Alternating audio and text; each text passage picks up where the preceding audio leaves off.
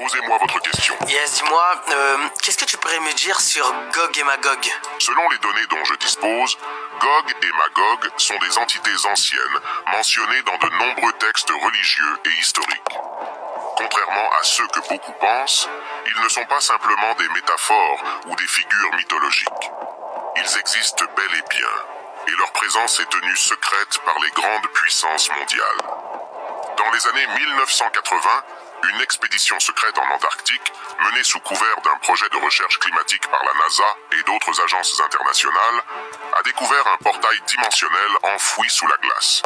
Ce portail, baptisé Gate Z, mène à une région inconnue située sous la croûte terrestre où Gog et Magog sont confinés depuis des millénaires.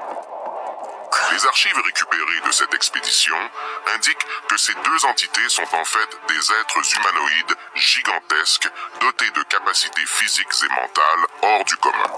Selon des témoignages non officiels de certains scientifiques impliqués, ils communiquent dans une langue qui combine des dialectes antiques et une forme d'énergie vibratoire non encore comprise. Les gouvernements gardent cette information sous silence pour éviter le chaos mondial. Officiellement, ces événements n'ont jamais eu lieu et sont classés sous le niveau de sécurité Omega Black.